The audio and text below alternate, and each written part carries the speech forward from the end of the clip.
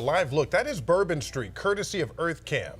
In the last few hours, the city of New Orleans and law enforcement reopening that street. Restaurant workers were seen opening their doors. Felix's Restaurant Oysters workers were seen placing flowers outside and praying. FBI says 14 people were killed and dozens more hurt after a truck intentionally rammed into a crowd. It happened on New Year's Day.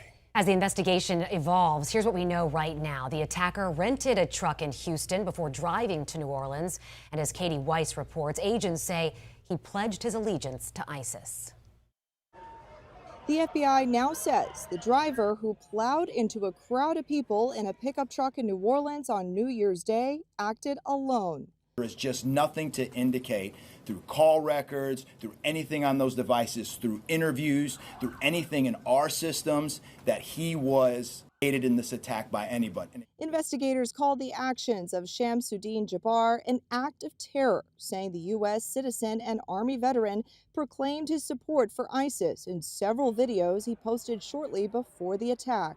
In the first video, Jabbar explains he originally planned to harm his family and friends, but was concerned the news headlines would not focus on the, quote, war between the believers and the disbelievers, end quote. The FBI searched Jabbar's house in Houston Thursday.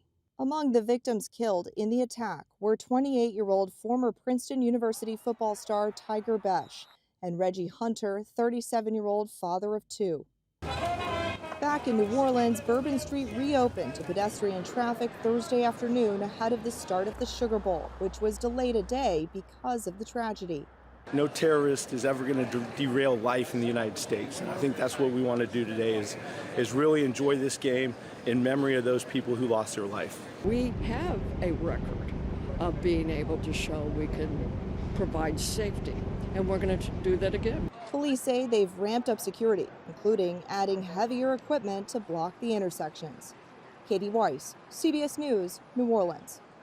Both police officers shot in the attack are out of the hospital this evening. I want to reassure the public that the city of New Orleans is not only ready for game day today, but we're ready to continue to host large-scale events in our city because we are built to host at every single turn. Mayor LaToya Cantrell is talking about the Sugar Bowl. Georgia versus Notre Dame was supposed to happen last night.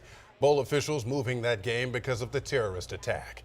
And there is increased security outside the Superdome. A University of Georgia spokesperson says at one point the team was placed in a lockdown in their hotel yesterday.